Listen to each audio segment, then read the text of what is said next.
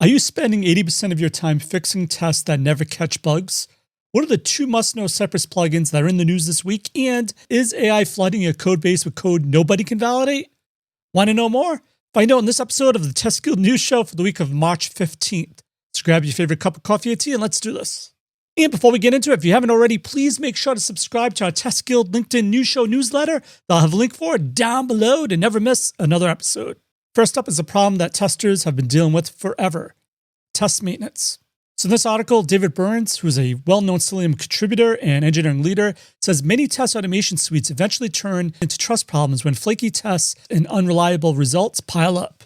And he cites research showing teams can spend up to 80% of their time maintaining tests instead of building new features, a cycle he calls maintenance theater, where teams stay busy fixing scripts without improving the actual product quality. So Dave proposes a simple framework called Keep, Refactor, or Kill. Keep: stable, light, high-value tests that cover critical user journeys. Refactor: flaky tests that are reliable but poorly written. And Kill: redundant tests, ghost tests for removed features of tests that haven't caught a bug in years. He also highlights the AI agent paradox. AI tools can generate hundreds of tests in seconds, but they often miss real business risk. An AI might create dozens of tests checking a button's color while ignoring a race condition in checkout logic. And without human oversight, this will lead to test explosions, misleading green dashboards, and thousands of passing tests that don't validate real software behavior. So David argues that teams shift from measuring code coverage to measuring risk coverage, focusing tests on failures that would actually hurt the business. And he calls this approach confidence engineering. Use AI to help generate tests, but let humans guide it towards the most critical logic and failure modes. And he also offers a quick exercise for you to try right now. Open your test suite. Find the test that fails most often. And if it's not protecting a mission-critical flow, delete it to immediately improve pipeline reliability. Great advice as always from David. Highly recommend you give him a follow and check this out more using the link down below. Next up is our webinar of the week. So Test Guild is hosting a webinar on March 19th featuring Don Jackson, who is a technical evangelist at Perforce. If you don't know him, he's an awesome speaker, and he's going to be presenting an in-depth review of the State of DevOps Report AI and Testing Edition 2026. The webinar is going to focus on governance, cost maintenance, and continuous quality in software testing. And the session addresses challenges facing teams with bottlenecks in automation, fragmented tool chains, and scaling DevOps practices.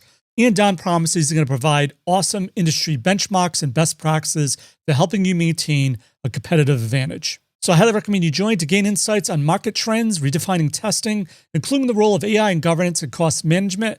The session will cover practical steps in streamlining automation, benchmark performance, and help sharpen your competitive edge. So register now using the link down below to discover AI-powered testing insights for measurable business value. You don't want to miss it. Check it out. Hope to see you there.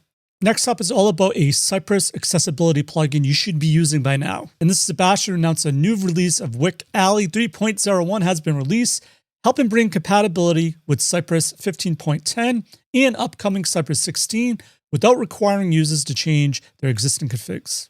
And according to the post, this update addresses a major Cypress change: the deprecation of Cypress.environment. For security reasons, Cypress now separates environment variables into 2 types: sci.env for private values and Cypress exposed for non-sensitive values. This normally would force users to reconstruct their configs or CLI scripts, but instead what he's done with this plugin, it now supports both exposed and non-exposed variables. Also on my LinkedIn feed, I came across a new open source tool called Cypress TrustGate. And this aims to catch hidden quality issues in Cypress test suites before they slow down delivery. And this was created by Saran Kumar, and the tool targets 4 common problems that quickly degrade test reliability: flaky test, accessibility violations, slow or poorly written test, and fragile selectors. And if you go to GitHub, you can read more, but it analyzes Cypress suites across multiple dimensions to detect flaky tests and runs test suites repeatedly to measure stability. It also integrates with Axe Core to automatically scan for accessibility violations during test execution. On top of that, it performs static analysis to flag slow tests and anti-patterns like hard-coded waits or repeated authenticated steps. It also scans test files for brittle selectors such as nth child, deep CSS chains, and chain class selectors. All the results then are combined into what's called a trust score from 0 to 100. Scores above 90 indicate strong test health, and scores below 35 signal critical issues. The tool generates both JSON outputs and HTML dashboard, highlighting per test stability scores, accessibility issues, and slowest tests and recommended fixes.